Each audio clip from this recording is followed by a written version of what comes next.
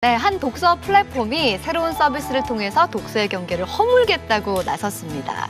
일종의 페어링 서비스라고 할 수 있을 것 같은데요. 출퇴근길에 전자책으로 책을 보다가 집에 와서 종이책으로 볼 때 이어서 보고 싶을 경우 바코드를 찍으면 전자책으로 이어서 계속해서 볼 수 있다고 하거든요. 야, 책 읽는 방식이 이렇게나 진화하고 있구나라는 생각을 하게 되었습니다. 뭐 전자책이든 종이책이든 뭐든 상관이 없죠. 인생책 이야기 오늘도 함께 하겠습니다. 인생책방 책방지기 이지혜입니다. 책 인생 책필사 책수의 권진영입니다. 안녕하세요. 프로지식 탐험가이자 작가 이시안입니다. 네, 첫 번째 코너 이시안 작가님과 함께 고전 읽어보고 있습니다. 오늘은 또 어떤 고전일까 기대하면서 왔어요. 네, 저도 솔직히 고전은 나랑 안 맞는다라고 많이 생각을 했고 어렵게만 느껴졌었는데 네. 우리 이시안 작가님이 또 편하게 쉽게 풀어주니까 아, 또 요런 재미가 있구나. 네. 요런 기대를 하게 됩니다. 네. 오늘은 어떤 고전인가요? 이렇게 방심하실까봐 네. 오늘은 특별히 어려운 고전을 어려운 준비했습니다. 거예요. 하지 말지 네. 왜 그랬어. 세상에서 가장 오래된 베스트셀러. 2500년 정도 된 베스트셀러거든요. 맞을 거. 스테디셀러, 바로 논어입니다.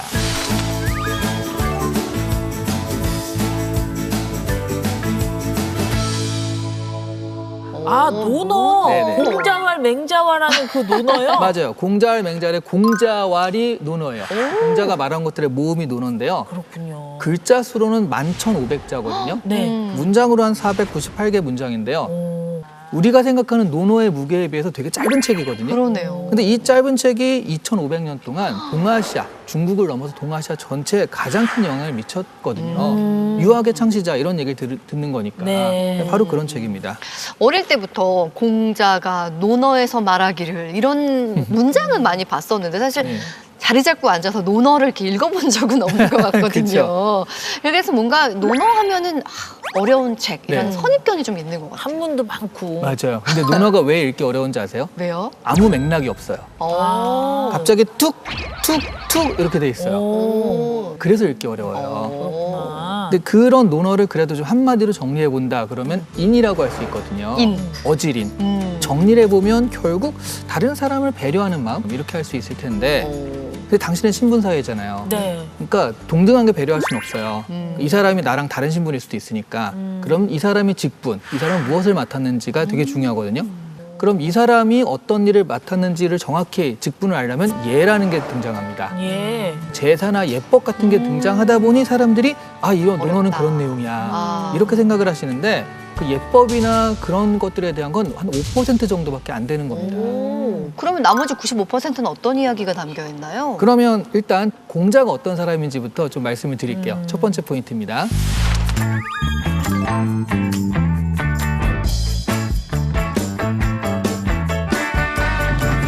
진짜 공자에 대해서 말은 많이 들었는데 어떤 사람인지 제대로 본 적이 없는 것 같아요. 옛날에 공자 얘기하면 우리 엄마 이름 미자 막 이러면서 장난치고 그랬거든요.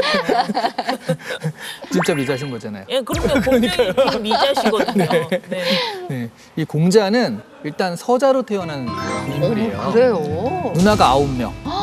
요즘 같으면 장가 못 갑니다. 무관의 아들 숙량홀의 아들로 태어나는데 여러분 공자하면은 키가 어느 정도 될 것 같으세요? 왠지 풍채가 좋을 것 같아요. 그래요? 무관의 아들이니까 본인도 그쵸, 진짜 그쵸. 크지 않을까? 근데 장군골격. 그 풍채가 네.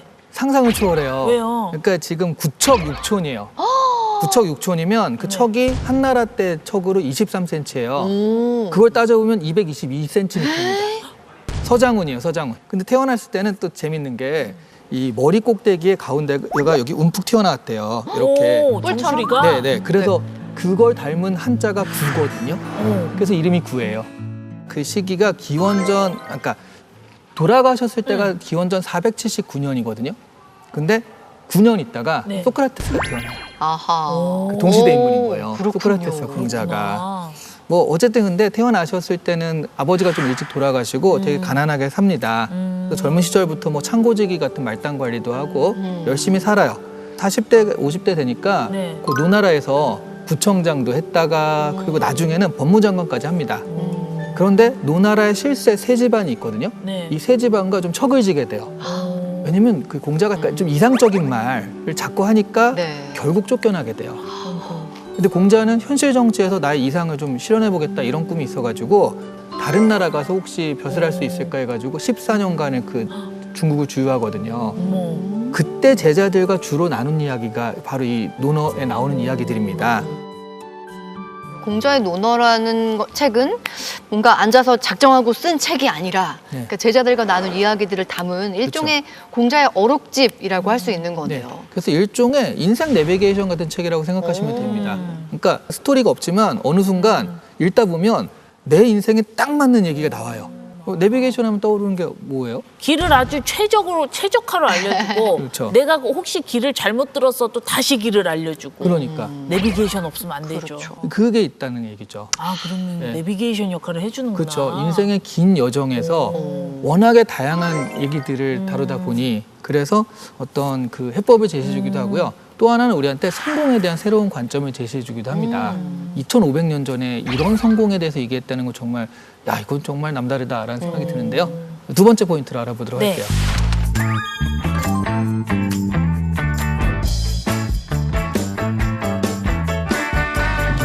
공자가 인간의 종류를 세 종류로 말해요. 지지자, 호지자, 낙지자. 그러니까 지지자는 지식을 배우는 사람, 그다음에 호지자는 배우는 것을 좋아하는 사람, 그리고 낙지자는 배우는 것을 즐기는 사람. 네, 그러니까 낙지자, 배우는 것을 즐기는 사람이 진정한 성공한 사람이다. 이렇게 얘기를 하는 거죠. 그 옛말에 뭐 즐기는 놈은 못 당한다 뭐 이런 얘기가 이 공자부터 나온 얘기구나. 그러네요. 그렇죠. 예. 제자 중에 아내라는 친구를 특별히 아꼈거든요. 네. 그러니까 아니 걔는 그 빈민가에서 못 먹고 못 입고 자라는데 왜 이렇게 아끼냐라고 이제 물어보니까 얘가 그렇게 태어나고 그렇게 살았는데도 인생을 즐기면서 배우는 것에서 즐거움을 느꼈던 제자다. 그래서 아낀다라고 얘기하기도 하거든요. 그러니까 그 자리가 어떻든 간에 자기가 하고 있는 일에서 의미를 찾고 그 속에서 작은 성취를 이뤄내면서 기쁨을 찾는다라는 네. 것 같은데 그게 좀 요즘 젊은 세대가 말하는 소확행, 뭐 욜로 이런 거랑 비슷한 맥락인 것 같은데요. 그렇죠. 그러니까 요즘도 연봉보다는 내가 좋아하는 일을 하는 게 중요해 이런 친구들이 좀 있잖아요. 네. 그런 것들을 2500년 전에 미리 얘기를 한 거죠. 돈이라든가 권력이라든가 이런 거를 쫓지 않고 내가 좋아하는 것들을 하고 사는 거 이런 게 논어를 안 읽었지만 공자의 이야기를 실천하는 사람인 거예요. 이제 나도 낙지자가 되는 거를 목표로 하고 살아야겠네요. 근데 공자의 말씀에 의하면 공자왈 네. 낙지자만 그치면 안 되고요. 군자가 또 돼야 돼요. 군자는 또 어떤 사람이에요? 군자는 이상적인 인간상이라고 생각하시면 됩니다.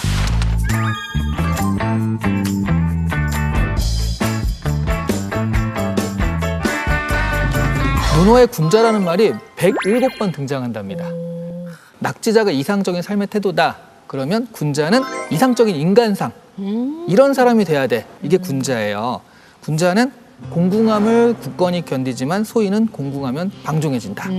이런 얘기가 있죠. 그러니까 신분이나 지위 이런 거에 상관없이 네. 자신의 어려운 상황에서도 자신의 신념과 어떤 가치를 지키는 사람 이런 사람이 군자다라고 할 수 있습니다. 근데 이렇게 공자가 똑똑한데 왜 실패했을까요? 오, 진짜 너무 궁금해요. 그렇죠. 네. 춘추 시대는 당장은 내일이라도 저기 적군이 들어오고 또 갑자기 친구가 되고 자고 일어나면 국경이 바뀌고 무슨 일이 벌어질지 모르는데 이상적인 얘기를 하고 있는 거예요.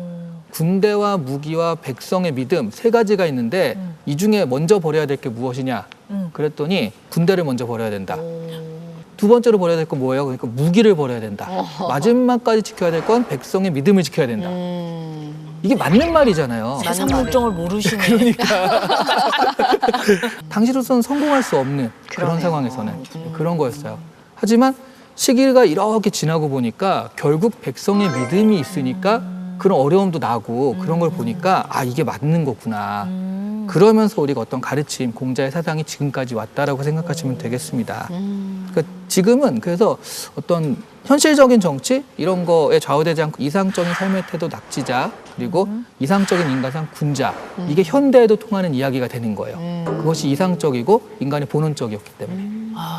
생각할수록 정말 낙지자로 살 것인가 군자로 살 것인가 그것이 문제로다. 네. 평소엔 삶을 즐기면서 낙지자로 살지만 중요한 순간엔 군자로서 지켜야 할 건 지키면서 산다.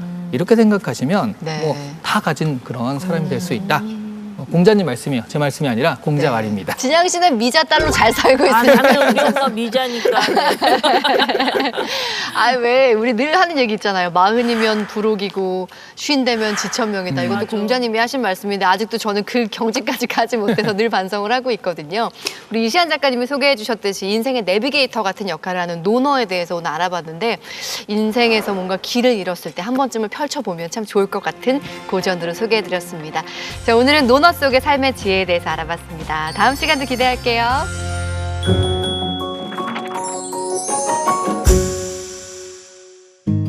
책과 인생 이야기 함께하는 인생 책방, 오늘 모실 주인공은요. 특수교사로 시작해서 교육부 행정가, 대학 교수까지 우리나라 교육을 아주 오랫동안 깊이 있게 들여다보신 분입니다. 조국 혁신당 강경수 의원님 나오셨습니다. 어서 오세요. 안녕하세요. 반갑습니다.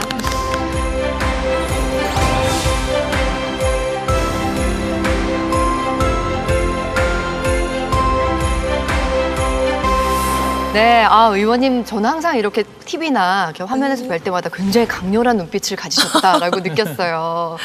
그런 얘기 평소에 많이 들으시나요? 네, 원래 별명이 막눈이었습니다. 오, 잊을 수 없는 인상이신 것 같습니다. 이렇게 한번 뵙고 싶었는데 의원님께서 정치 입성하시기 전에 교육 현장을 두루 거치셨더라고요. 네. 일단은 시작이 장애 아동을 가르치는 특수교사셨습니다. 네, 굉장히 맞습니다. 특이한 이력이더라고요. 네, 제가 자폐성 장애 그리고 이제 발달장애라고 하는 지적장애나 학습장애가 있는 아이들을 가르쳤습니다. 네. 특수교육과 전공이었죠. 네.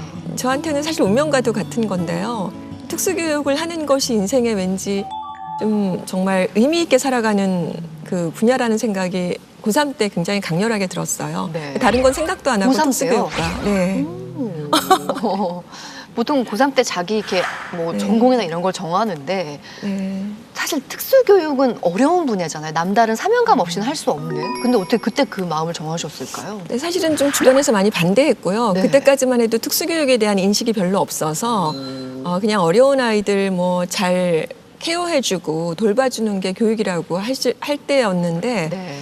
그 당시 앙드레지드의 좁은 문이라는 책을 읽었는데 왠지 좁은 문으로 가는 것이 인생에 단 한 번밖에 살지 않는데 가장 의미 있게 살아가는 게 아닌가 그런 고민을 나름 했었어요. 고3 때. 기특한 소녀였네요. 그랬던 것 같습니다. 네. 근데 저는 마음에 굉장히 이렇게 친밀한 느낌이 드는 게 저희 친언니가 특수교사였거든요. 그래서 정말 옆에서 보면서 이거는 본인의 마음이 건강하지 않으면 할 수 없는 정말 대단한 사명감이 필요한 일이다라는 생각을 많이 했었는데 네. 그때 특수교사로 이렇게 일하시면서 굉장히 많은 에피소드가 있을 것 같은데 혹시 기억에 남는 일 있을까요? 네, 여러분 ADHD라고 들어보셨죠? 네. ADHD가 이제 주의력이 결핍되고 과잉 행동이 있는 부산하고 산만한 그런 친구들인데 글 잘 못 쓰기도 하고 그래요. 근데 제 생일날 삐뚤삐뚤한 글씨로 선생님 사랑해요. 아유. 그 카드를 봤는데 정말 감동이 쫙 밀려오는 그런 순간들 때문에 선생을 하는 것 같습니다. 제가 의원님에 대해 조사를 좀 해봤거든요. 근데 이제 의원님이 교육자에서 정치인으로 오시면서 네. 첫 해부터 약간 눈에 띄는 활약을 또 하셨더라고요. 뭐냐면 첫 국감에서 스코어보드 대상을 받으시면서 네. 교육위원회 최고점까지 기록하셨더라고요. 아. 정말 대단해요. 네. 대상 제일 큰 상인 거잖아요. 네, 사실은 저희 이제 보좌진들이 많이 고생해줬고요. 근데 재밌게도 저보고 성장태라고 하는 말하고 네. 그리고 또 뭐 완성형 있는 뭐 송곳 질문 이런 말을 해주셨어요. 네. 이게 뾰족하게 잘 질문해야만 되겠구나. 이렇게 뭉뚱그려서가 아니라 제대로 준비하고 제대로 공부해야 되겠구나라는 생각을 더 하게 됐어요. 자, 오늘 의원님과 인생 이야기 나눠볼 텐데요. 의원님께서 정해주신 인생책 바로 이 책입니다. 2권짜리인데요. 자, 여명과 혁명 그리고 운명 어떤 책인지 먼저 만나보고 올까요? 여명과 혁명 그리고 운명은 리동휘, 구례선, 손정도 등 독립운동사에서 중요한 역할을 한 세 인물의 삶을 조명한 역사소설인데요. 러일 전쟁 이후 만국의 아픔과 1차 대전을 전후로 한 이념전쟁 속에서 서로 다른 길을 걸었던 독립운동 세력들의 갈등과 투쟁, 그리고 그 속에서 민족의 독립을 위해 헌신했던 이들의 치열한 삶의 궤적을 따라가고 있습니다. 네, 오늘 강경숙 의원님께서 선정해주신 인생책 굉장히 묵직한 2권의 책으로 되어 있습니다. 제목의 라임이 참 좋다라고 느꼈어요. 여명과 혁명 그리고 운명. 이게 굉장히 뭐랄까 독립이라는 하나의 목표를 위해서 살아가는 사람들의 이야기를 담은 책인데 그 치열한 여정을 따라가다 보니까 우리 근현대사가 굉장히 생생하게 다가온다는 느낌이 들었습니다. 두 분은 어떻게 읽으셨어요? 일단 양이 좀 마음에 안 들긴 했지만 그래도 의원님이 들어오시면서 사과를 하시더라고요. 근데 읽을수록 그 주시경, 신재호 그리고 김구 선생님의 네. 그 우리가 알고 있는 위인들의 이야기가 펼쳐져서 재밌게 읽었고요. 그리고 그 역사의 퍼즐이 하나씩 좀 맞춰지는 그런 느낌이랄까요? 그런 느낌을 받았습니다. 우리 네. 작가님은 어떠셨어요? 저는 사실 이 책을 읽으면서 역사 소설이잖아요. 근데 역사 소설보다는 역사 하프 다큐 같다라는 느낌이 좀 들긴 했어요. 다큐처럼 하다가 잠깐 재현할 때 드라마가 나오고 좀 약간 그런 느낌이었어요. 왜냐하면 이 얘기가 하는데 당시의 시대적 배경이나 상황들이 세세하게 나와 있으니까 이걸 읽으면 소설도 읽는 거고 또 하나는 역사, 인문 이런 것도 같이 읽는다 그런 느낌이 있어가지고 어떻게 생각하면 일석이조의 책이다 그런 느낌으로 읽었습니다. 네, 의원님께서 인생책으로 이 책을 선정하신 이유가 있을 것 같아요. 네, 사실 제가 이제 교육계에 있으니까 교육 관련된 책을 처음에 선정했었다가 이제 이렇게 좀 바꾼 겁니다, 사실은. 근데 요즘에 또 범도라고 하는 책도 나오지 않았습니까? 거기 보면은 그 연해주나 이렇게 북쪽에서 독립운동을 하던 분들의 이름이 다 잊혀져 가고 그 이제 작가인 그 방현석 작가 이야기로는 잊혀져간 한 사람 한 사람의 이름을 좀 새롭게 조명하고 싶었다고 그래요. 이제 그런 마음이 여기 이 책에도 있습니다. 여명과 혁명과 운명에는 실제로 이제 반쪽짜리 역사가 아닌가. 여기 보면 이제 역사와 력사 얘기가 나오는데요. 이제 우리가 알고 있는 많은 역사의 주인공들, 독립운동가들이 있지만 실제로 조명하지 않았던 새 인물이 나오거든요. 특별히 그 리동휘라고 하는 독립운동가 이야기는 우리가 잘 알지 못하는, 네. 저도 그냥 아주 단순하게 그 상해 임시정부에서 국무총리를 하는 정치가 정도로만 알고 있었는데 이제 그런 분들을 좀 조명해보고 싶었어요. 그리고 어떤 통합의 리더십을 이루었던 이제 본인의 어떤 그 안위만을 찾지 않고 민족과 역사를 위해서 이제 본인의 힘을 정말 촉약같이 살랐던 그런 분들의 이야기를 좀 우리 후손에게도 좀 알려주고 싶었고 제가 국회의원으로서 많은 분들께 좀 전하는 계기가 됐으면 좋겠다라는 나름의 소명의식이 있었습니다. 네. 말씀하신 대한민국 임시정부 국무총리 지내신 이동휘라는 분, 저희는 이동휘라고 알고 있는데 이 책에서는 리동휘라고 나오더라고요. 네. 그만큼 우리가 알고 있는 역사와 역사를 한번 다 함께 이 책을 통해 알아보는 시간 갖도록 하겠습니다. 자, 키워드를 통해서 강경숙 의원님의 책과 인생 이야기 나눠볼까요? 첫 번째 키워드입니다. 네, 첫 번째 키워드는 많은 분들이 알고 계시는 드라마 미스터 제목이기도 하죠. 미스터 션샤인입니다. 이 책의 주인공이라고 할 수 있는 구례선, 리동희, 손정도 이 세 분이요. 모두 각자의 방식과 모습으로 굉장히 뭐랄까 암울했던 조선의 역사를 밝히기 위해 노력했던 분들이거든요. 일단 이 세 분이 어떤 분들인지 의원님께서 네. 간단하게 소개 좀 해주세요. 네, 새 인물이 크게 등장을 하는데 리동이라고 하는 분은 이제 한성의 무관학교 제1기 졸업생인 거예요. 1기 그 무관학교 졸업생이고 이제 이분은 상해 임시정부의 초대 국무총리였는데 실제로 교육가이기도 합니다. 전국에 170여 개 학교를 만드신 분이고요. 그리고 이제 그분이 북에서 활동을 했기 때문에 우리나라에서는 별로 조명되지는 않았지만 이분이 얼마나 열렬하게 우리나라의 독립운동을 하면서 전국을 다니면서 그 진짜 울분의 통곡의 연설과 통곡의 설교를 한 분이거든요. 정말 우리나라의 영웅이라고도 볼 수 있을 분이세요. 근데 조명되지 않았고요. 이제 두 번째로는 그 구례선 선교사가 나오는데 구례선은 실은 그리어선이더라고요. 로버트 그리어선을 우리나라 말로 이제 바꿔서 구례선이라고 하는데 여러분 혹시 언더우드 선교사 들어보셨죠? 네. 아펜젤러도 들어보셨죠? 네. 이제 그런 분들은 우리가 좀 익숙하지만 사실 구례선 선교사라는 말은 저도 여기서 처음 봤거든요. 네. 근데 이제 이분은 캐나다인이고 캐나다에서 이제 선교하러 온 우리나라. 근데 그분도 역시 그 북에서 북간도나 그 용정 이쪽에서 이제 활동하셨던 분이신 거예요. 이분이 활동했던 지역에 용정에 은진중학교가 있었는데 그러니까 윤동주, 문익환 목사, 김재준 목사 이런 진보 지식인들이 실은 이분들의 영향을 많이 받은 것입니다. 또 이제 세 번째로 등장하시는 분은 손정도 목사님이라는 분인데 이제 이분은 혹시 그 유관순의 스승이었다는 건 잘 모르시죠?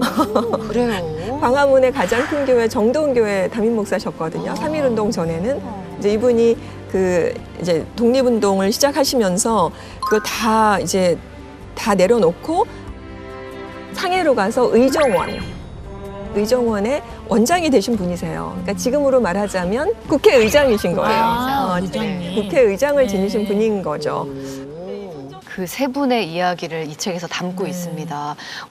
어떠세요? 두 분은 좀 가장 인상 깊었던 분이 누굴까요? 저는 일단 미스터 션샤인 드라마를 굉장히 재밌게 봤거든요. 네. 우리 조선을 위해서 헌신했던 이병헌이 맡았던 그 유진초이 진짜 멋있었잖아요. 근데 이 구례선 선생님은 도대체 조선에 대해서 왜 이렇게 사랑하는 마음이 깊으셨을까요? 구례선 선교사는 말하자면 리동이에게는 요셉 선교사 같은 분인 것 같아요. 그렇게 매칭시킬 수 있을 것 같습니다. 그러니까 북간도나 러시아 이런 데 건너가서 이제 교회나 이런 학교를 세웠던 분인데 거기서 아까 제가 말씀드렸던 그 윤동주 이제 용정학교 이런 활동을 하면서 이제 그런 그 리동이를 이렇게 끌어줬던 어떤 영적인 어떤 스승 그러니까 그 미스터 선샤인의 유진의 미국을 데려갔던 그 선교사 요셉과도 같은 그런 관계였다라고 볼 수 있습니다. 재밌죠? 네. 드라마 같습니다. 소설 속의 그 리동희 선생 보면은 말씀하셨듯이 무관학교 교관에서 독립군 장군도 지내셨고 교육자로도 학교도 세우시고 하셨는데 여러 길을 걸으셨지만 사실 목표는 하나였잖아요. 예, 목표는 분열이 아닌 하나됨이었고요. 사실 독립이었죠. 네. 그러면서 교육운동을 하신 분이기 때문에 어떻게든 이제 민족의 아픔이라 그럴까, 이렇게 분열이라 그럴까, 꺼져가는 그런 민족을 어떻게든 살리고자 했던 거, 그러니까 독립운동과 교육이 가장 큰 목적이었다고 보여지는데요. 이제 그 리동희 선생이 하시는 얘기 중에 삼천리 방방곡곡에 학교 하나, 교회 하나를 세우는 것이 정말 독립의 완성이다라고 얘기하신 분이세요. 저는 교육 쪽에 관심이 있기 때문에 이분이 교육자로서 되게 조명돼야 된다라는 생각을 하고 있는데 그중에 보창학교가 있습니다. 근데 보창학교는 말하자면 국제화 학교 교육도 했고 어떤 현실적인 걸 대비하기 위한 현실 교육도 했는데 이제 이 학교가 전국에 170학교 계를 세운 거예요. 근데 낮에는 공부하는데 오후에는 뭘 했을까요? 오후에도 공부했을 것 같아요. 오후에는 군사훈련을 한 거예요. 오. 독립군 학교로 이제 일본이 주시하고 있었죠. 그래서 이것이 일제가 이제 병탄을 한 이후에는 이 모든 보정학교를 다 이제 무너뜨리고 폐교를 시켜버린 그런 학교입니다. 독립운동가이면서 대단한 민족 운동가라고 교육 운동가라고 보실 수가 있죠. 그러니까 진짜 얼핏 생각하면은 아니 독립운동하는데 학교를 왜 세우지? 그러니까 그냥 뭐 총칼 들고 나와 싸워야 되는 거 아닌가 싶은데 말씀 듣다 보니까 그때 어떤 교육을 했길래 그 사람들의 마음이 바뀌었고 이제 국가에 대한 생각이 들었나를 생각해 보면 교육이 정말 중요하다는 생각이 들거든요. 교육자 출신의 국회의원으로서도 굉장히 이 부분에 많은 공감을 하실 것 같아요. 그럼요. 정말 많이 그랬어요. 그러니까 이게 전국에 군사훈련만 시키는 것이 아니라 원래 무관학교 출신이고 독립운동을 하는 그 군사훈련을 시키는 장군이었지만 그 안에 저변에는 항상 교육으로 뭔가 교화하려고 했던 그 아주 밑바닥에 그런 근간이 있었다는 생각이 들었고요. 당시에 보면은 그 일본 같은 경우에는 이제 메이지 유신 때 많은 젊은이들을 유럽이나 미국에 유학을 보내서 신식의 그런 문화나 문물을 많이 받아들였거든요. 근데 우리나라는 그 당시에 척화 사상이라는 것이 있어가지고 이렇게 외국의 문물보다는 우리 안에서 척화 사상으로 이제 이렇게 무장하면서 별로 외부하고 교류하는 것에 대한 이렇게 좀 저항이 많이 있었거든요. 이제 그런 것에 대한 이제 깨달음이 있었던 것 같아요. 많이 이렇게 그래서 아까 말씀드린 것처럼 국제화 교육도 상당히 많이 했었습니다. 말씀하신 구례선, 리동희, 손정도 이 세 분이 조선을 밝히려고 굉장히 애쓰신 분이잖아요. 근데 사실 지금 시대에 생각해 보면 우리들은 이분들 이름을 잘 모른다는 거죠. 이분들은 사실 조명을 많이 못 받았던 독립운동가라는 생각이 드는데 이분들이 왜 이렇게 뭐랄까 이렇게 지금 사람들이 기억하지 못하는 뭔가 평가를 제대로 못 받는 이유가 있을까요? 리동희 장군도 그렇고 손전도 목사님도 말하자면 우리나라에서 정말 유관순의 스승일 만큼 많은 그런 독립 정신들과 그 독립 운동가들을 양성해냈지만 이제 다시 이제 위에서 많이 북으로 가서 용정이나 이런 데서 활동을 많이 했고 그런 우리나라가 이제 아직도 사실은 이런 반공 이데올로기가 너무 많고 사실 역사는 있는 그대로 사실인데 네. 거기에서마저도 뭔가 이렇게 편가르기가 되고 통합적으로 완전하게 보려고 하지 않는 그런 편견이 많이 있다는 아픔이 있죠. 안타깝네요. 교육도 사실 그렇게 생각하면 반쪽짜리 교육이 될 수 있거든요. 그러네요. 네. 그러니까 그때는 사실 독립운동을 하는 시기였기 때문에 남과 북이 이렇게 나눠있던 상황이 아니었는데 아니죠. 이렇게 후대에 나누면서 역사도 품지 못한 우리 독립운동가 세 분이라는 생각이 들어 너무 안타까운 마음이 듭니다. 오늘 덕분에 좀 제대로 배워가는 것 같은데요. 두 번째 키워드 살펴보겠습니다. 자, 두 번째 키워드 우리 계속 말하고 있는 역사와 력사입니다. 사실 같은 뜻이잖아요. 근데 남한에선 역사라고 부르고 북한에서는 력사라고 쓰고 있는 건데 책에 이런 구절이 있더라고요. 역사는 역사를 알아야 하고 역사는 역사를 배워야 한다. 이게 어떤 의미일까요? 그러니까 분열이 준 아픔인데요. 사실 북한도 우리나라 잘 모르고 알려고 하지 않거든요. 네. 역사라는 것은 아까 말씀하신 것처럼 이렇게 분단이 되기 전에는 하나였지 않습니까? 우리는 하나의 민족이었거든요. 그런데 반으로 갈리면서 역사조차도 반쪽짜리 역사가 됐다라는 거죠. 그래서 역사는 역사를 알아야 하고 역사는 역사를 알아야 된다는 생각이 드는데요. 이 책에 보면 북에서는 역사가 있었고 남에서는 역사가 있었다. 그런데 이 두 역사는 모두 불완전하고 비틀리고 가려져 있었다. 이제 우리가 새로운 통일시대를 열기 위해서는 분열의 근대사 속에서 나뉘어졌던 서로의 력사를 서로 알고 배워야 되겠다라는 말이 나오는데요. 사실 북한에서는 그 두음 법칙을 일제의 잔재라고 여기거든요. 네. 그러니까 역사라고 쓰지 않고 력사를 그대로 말합니다. 저도 북한에서는 리지혜가 되는 네, 거죠. 그런 거죠. 그래서 이제 저자 정진호 선생님이 실은 대학교 교수세요. 그리고 원래는 공대에서 전공하신 분인데 보세요. 네, 특이하게도 이렇게 역사 쪽에 관심을 가지면서 지금은 포항공대 교수님이시거든요. 네. 그분은 우리나라 이렇게 분열된 거 그리고 반쪽짜리인 것을 어떻게든 지금이라도 통합해야 되지 않나. 근데 지금은 우리가 반공 이데올로기 때문에 북에 대한 이야기만 해도 뭔지 모르게 물든 사람처럼 빨간 사람처럼 그렇게 좀 인식이 되지 않습니까? 사실 저는 교육을 하는 사람으로서 그런 어떤 이데올로기라든지 그런 어떤 편향된 어떤 역사 사상에 젖으면 안 된다라는 생각이 들어서 네, 특별히 더 이런 강조를 하게 됩니다. 그러게요. 이게 역사든 력사든 사실 다른 모습이 아니었을 텐데 네, 참 남과 북이 다른 평가를 한다는 게 참 아쉽기도 합니다. 네.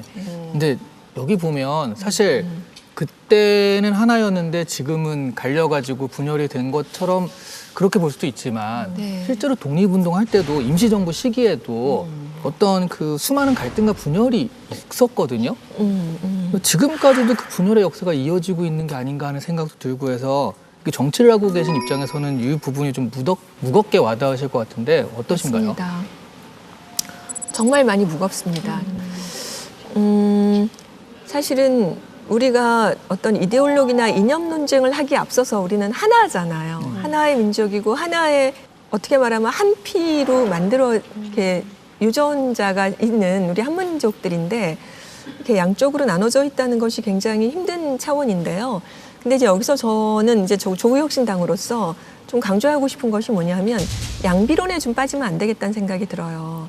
그러니까 싸우고 있으면 여기가 틀리니까 여기도 틀렸어. 이렇게 말하는 거는 저는 사실 거부하게 됩니다. 왜냐하면 여러분 혹시 그 영화 한산이라고 하는 영화 보셨는지 모르겠는데 그 김학민 감독의 그렇게 세 개의 영화가 있잖아요. 네. 이순신을 조명한 명량과 한산과 네. 마지막 노량이었죠. 네. 근데 거기 한산인가에 보면은 그 일본의 포로가 이제 이순신 장군에게 물어봅니다. 왜 조선과 왜는 전쟁을 일으키는 건가? 왜 이렇게 보통 사람들이 이렇게 죽어가야 하는데 당신은 뭐라고 이런 전쟁을 일으킵니까? 하니까 이순신 장군 말 이것은 일본 외와 조선의 싸움이 아니라 정의와 불의의 싸움이라고 그래요. 그러니까 그 싸움의 실체를 잘 봐야 할 것 같아서 이제 정말 바르지 못한 것에 대해서는 정말 이렇게 목숨을 걸고 싸웠던 독립운동가들처럼 이제 들고 일어나야 하기도 하고요. 또 양측이 잘못된 거면은 둘 다 물론 반성을 해야 하기도 하지만 그럼에도 불구하고 정치권이 너무 분열되어 있는 것은 사실 문제죠. 그래서 이 책에 나온 이 리동희 장군 같은 경우에는 이제 마지막에 상대평에 있는 그런 분들에게도 마지막에 유가족들도 되게 챙기고 그랬었어요. 그러니까 사실은 이념은 갈라져 있지만 사실 하나의 핏줄이지 않습니까? 그렇죠. 그러니까 서로 챙기고 연대하고 협력하는 그 모습을 보여준 리더죠. 지도자죠. 근데 얘기를 들을수록 의원님의 역사에 대한 사랑하는 마음이 느껴지거든요. 아, 네. 근데 이렇게 이런 영향을 받은 게 아버지 때문이라고 들었거든요. 그래요? 정말 네. 그러세요? 맞습니다. 네. 사실 저희 아버지 이제 한 3년 전에 돌아가셨는데요. 저희 아버지는 워낙 좀 가난해서 야간고등학교를 겨우 나오셨어요. 근데 어렸을 때 진짜 역사 얘기를 참 많이 해주셨었어요. 그리고 이제 근대사 이야기도 이승만 이야기도 많이 네. 해주시고 그 어떻게 독립이 됐는지 얘기도 많이 해주셨는데 저는 모든 아버지들이 다 그렇게 애들한테 역사를 많이 얘기해주는 건 줄 알았어요. 그리고 특별히 이제 남북이 갈린 것에 대해서 이렇게 분단된 조국이라는 것에 참 아픔이 많다라는 얘기를 왕왕 들었습니다. 네. 또 제가 참 존경할 부분은 뭐냐 하면 이렇게 어떤 인간됨의 도리라든지 염치라든지 항상 그걸 얘기해 주셔서 어떻게 바로 살아야 되겠다라고 하는 지표를 항상 주셨던 것은 참 제가 존경하죠. 우리 모두가 나를 위한 정치가 아니라 우리를 위한 정치를 기다리고 있기 때문에 더 하실 일이 많을 것 같습니다. 바빠르게 뛰셔야 되니까 우리 진영 씨가 좀 쉬는 시간 주시면 어떨까요? 의원님 지금 너무 피곤해 보이셔서 그런가요? 제가 휴게소 시간을 준비했습니다. 첫 번째 질문 드리겠습니다. 평생 다른 생활만 해온 전형적인 모범생 스타일. 지금 옷도 약간 교복처럼 입으시지 않으셨습니까? 예, 전형적인 모범생 스타일이신데 국회에서는 거친 반항아가 되기로 마음 먹었다? 하나, 둘, 셋. 야, 왠지 앞머리도 깻잎 머리 같으세요. 근데 어떻게 좀 반항적인 모습 많이 보여주고 계신가요? 담도 넘으시고. 네, 사실 이 책을 선택한 것도 약간의 반항기가 있어서 그런 거고요. 저는 뭐라 그럴까 이렇게 반동기질이 좀 있습니다, 사실은. 뭐 모범생인 것 같아서 뭐 따라가는 것도 있지만 네. 어떤 면에서는 이렇게 뭔가 저항하고 뭔가 이렇게 좀 다르게 비틀어서 생각해야 되지 않나 그런 순간들이 되게 많고요. 실은 여러분 제가 모범생 같아 보이지만 제가 춤도 좀 추고요. 먹는 거 좋아하고요. 노래도 좋아합니다. 아, 노래 그러면 한 소절, 한 소절 가자! 그거는 조금 네, 그쪽 제가 뽀록 나기 때문에. 좀 이쁘시군요. 뽀롱이라는 말씀. 그래서 네, 굉장히 고급 언어를. 네. 네. 자, 그럼 두 번째 질문 드리도록 하겠습니다. 퇴근이 없는 정치인의 삶. 가끔은 내가 왜 이걸 시작했지 싶을 때가 있다. 하나, 둘, 셋. 그러실 것 같습니다. 솔직하시네. 체력전이 좀 많이 네. 소비된다고. 가장 아쉬운 게 뭐냐면 제가 이제 요 전에 대학에서 학생들을 가르쳤거든요. 네. 방학이 있습니다. 그렇죠. 네, 방학이 없더라고요. 네. 그리고 학생들을 사실 볼 수 없는 게 조금 아쉬움이에요. 제가 여기 등원하기 바로 전날 밤 사실은 남모르게 좀 울었어요. 아, 이제는 내 학생들을 이제 볼 수는 없는 거구나. 네. 제가 물론 그들을 위해서 일할 마음으로 왔지만 이제 그런 게 좀 변화가 있어서 아무튼 어떨 때는 좀 그 학교의 생활이 그리워질 때가 있죠. 네. 그러나 사실은 국회의원이 제 체질에는 맞습니다. 네네. 네. 뭔가 이렇게 길이 나 있지를 않고 새롭게 길을 만들어 가야 된다는 이 느낌이 굉장히 도전적이고 저한테는 너무너무 좋습니다. 그 길을 열심히 걷기 위해 운동화 신고 이렇게 네, 깻잎 나오셨어요. 머리하고 이제 교복 입고 이렇게. 네, 기대됩니다, 의원님. 다음 질문 드리겠습니다. 뉴스에 나오는 내 사진을 찾아보고 아우 잘 나왔다 이렇게 평가한 적이 있다. 하나, 둘, 셋. 또 아름다우신데. 네, 제가 아마 스스로 더 예쁘게 생각하는 사진 그 나온 거 보고 만족이 잘 안 되는. 아 정말요. 깻잎 머리를 좀 더 이렇게 강렬하게 한번 해보세요. 의원님. 그래야 되겠 저 사진은 어떠세요, 저 사진? 너무 미인이세요. 진짜 정말. 미인이세요. 네, 저렇게만 나와주면 좋은데. 네, 저거는 좀 신경을 쓴 머리죠. 네. 맞습니다. 지금도 아름다우십니다. 네. 마지막 질문 드리겠습니다. 내 고향 남원 22대 국회 임기가 마칠 즈음엔 춘향이만큼 유명해질 자신 있다. 하나, 둘, 셋. 야, 춘향이. 야, 마지막에 한복 입고 가자. 네.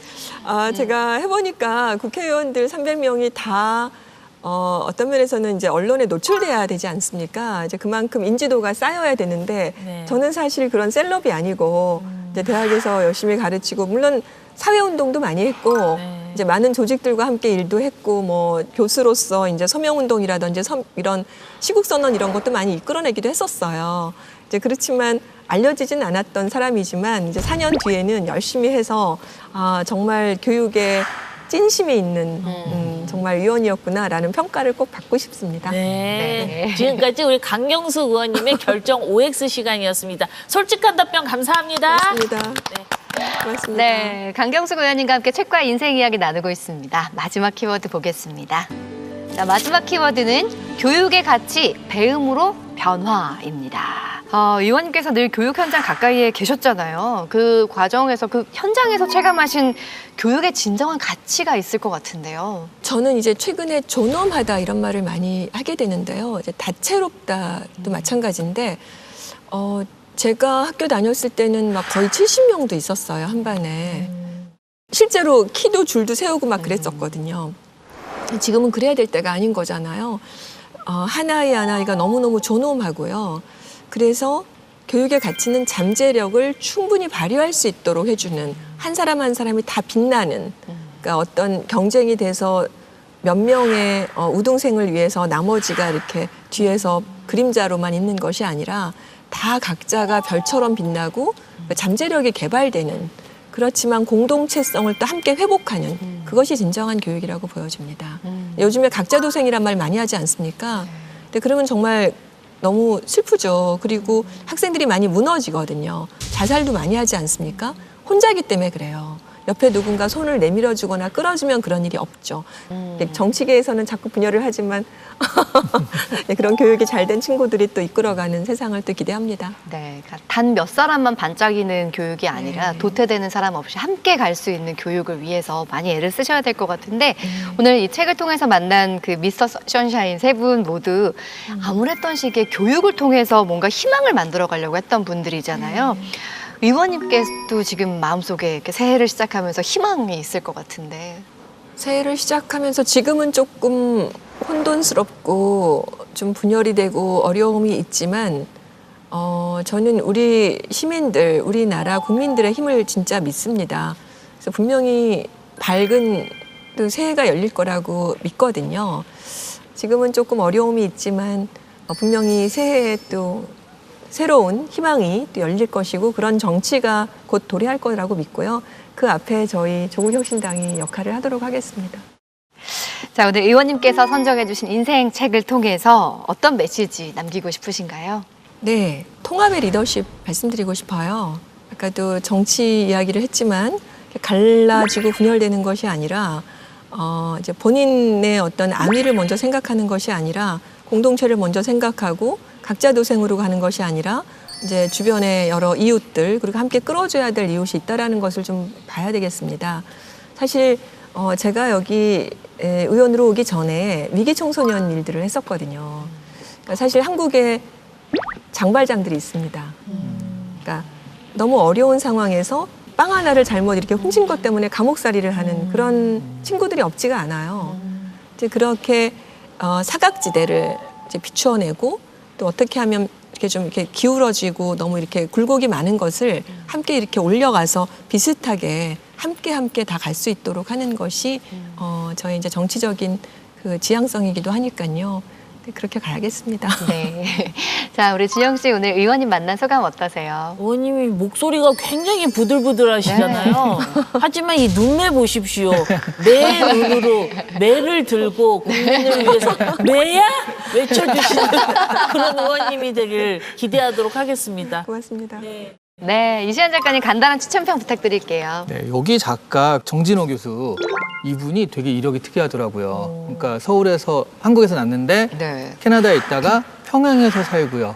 평양 과기대도 설립하고 그리고 또 지금 한국에 다시 살고 있고 그러다 보니까 이 균형 잡힌 시각을 가질 수 있는 몇 안 되는 인물인 것 같아요. 지금 한국에서는 다른 쪽의 역사를 알 수 있는 좀 거의 유일하다시피 한 그런 책이 아닐까 싶어가지고요. 의무감으로도 읽어야 되고 그리고 다른 쪽이다 보니까 우리가 몰랐던 것도 많거든요. 재미도 있습니다. 많이 읽으셨으면 좋겠어요. 네. 자, 끝으로 의원님 저희 인생책방 함께 하셨는데 오늘 어떠셨어요? 제가 국회 소통관에서 기자회견을 하면서 이렇게 기다리는 중에 인생 책방의 그 프로그램을 봤어요. 네. 너무 부럽더라고요. 정말요.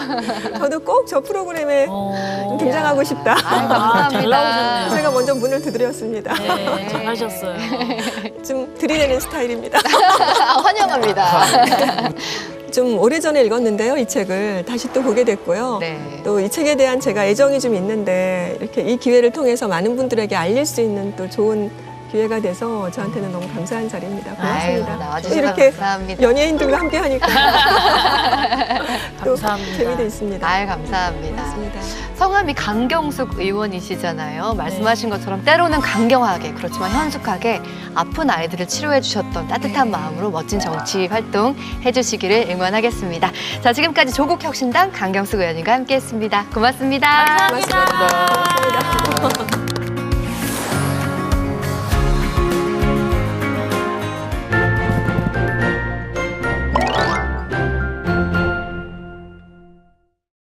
눈은 이 세상을 차갑게 얼어붙도록 만들면서 동시에 우리의 마음을 따뜻하게 녹여주기도 하죠.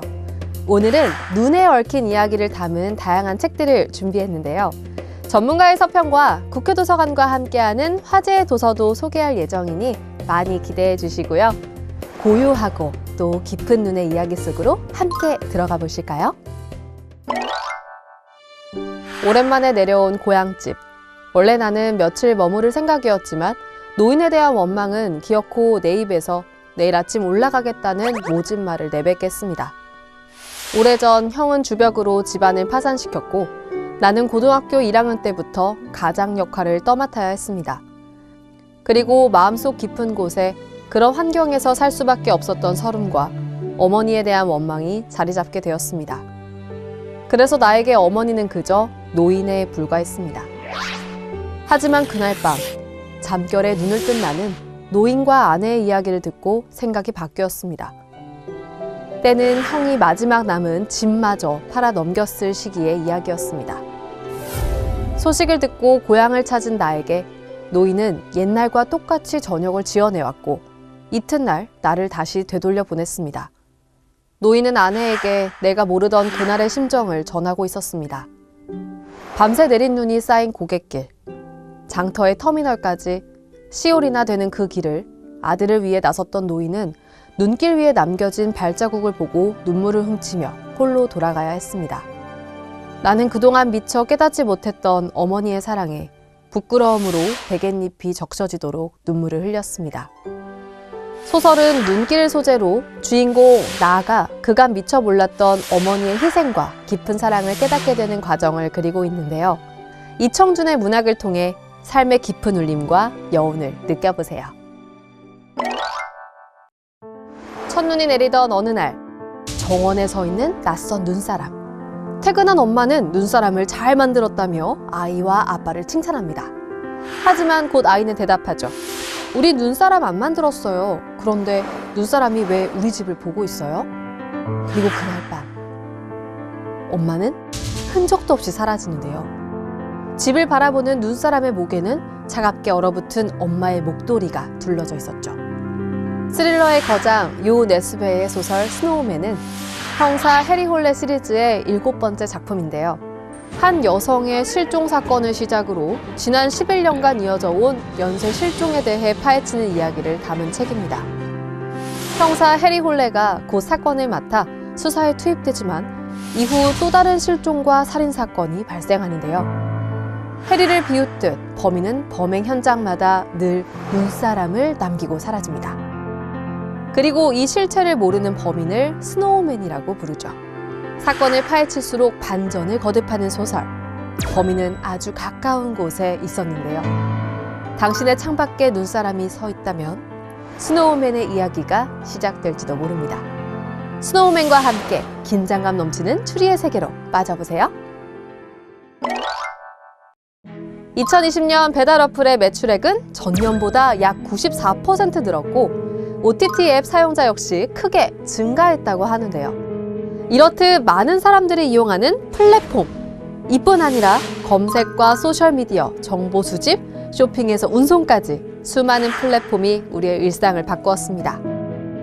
플랫폼은 우리 생활을 편리하게 해주었지만 동시에 벗어날 수 없는 환경을 만들면서 삶을 통제하고 있는데요. 플랫폼 공화국은 이런 플랫폼 세상에서 앞으로 우리가 어떻게 적응해 나갈지 방법을 제시했습니다. 이 책의 서평자인 안준모 고려대학교 행정학과 교수는 플랫폼에 대해 우리가 어떻게 받아들이냐에 따라 사회적 인식이 긍정적이냐, 부정적이냐가 결정됨을 강조했는데요. 우리 삶을 좌지우지하고 있는 플랫폼에 대해 제대로 이해할 필요가 있다며 우리가 현명한 소비자로서 플랫폼의 본질과 특성을 이해해야 한다고 서평했습니다.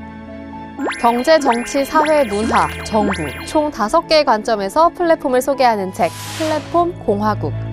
알고리즘이 법보다 중요해진 세상에서 똑똑한 시민으로 살아남는 방법을 책에서 찾아보세요. 국회도서관과 함께하는 화제의 책. 첫 번째로 소개할 책은 도파민 디톡스인데요. 책은 휴대전화, 일, 도박 등 강박적인 중독에서 헤어나오려면 적어도 4주의 도파민 디톡스가 필요하다고 주장하며 도파민 축으로 인해 쾌락과 고통에 지배당한 뇌를 되돌리는 해법을 제시하고자 했습니다. 다음으로 소개할 책은 자연의 답이 있다인데요. 책은 학문간 최신 연구부터 지구의 생물 다양성 보전에 대한 경고의 메시지까지 과학적 혁신에 영감을 준 자연의 13가지 아이디어를 전하며 자연에서 발견한 위대한 아이디어를 찾아 떠나는 경이로운 여정을 그렸습니다. 마지막으로 소개할 책은 밥벌이는 왜 고단한가인데요. 책은 내가 하는 일이 과연 가치가 있을까라는 근원적 물음에 관한 철학적 답변을 찾으며 아리스토텔레스부터 한나 아렌트까지 철학자들의 생각을 통해 노동의 고통의 이유를 탐구했습니다. 눈은 모든 것을 덮어버리지만 그 아래에는 저마다의 이야기가 숨어 있습니다. 오늘 만난 책들이 겨울의 고요함 속에 새로운 감동과 긴장감을 선사했길 바라고요. 다음 시간에도 흥미로운 이야기로 다시 찾아오겠습니다. 감사합니다.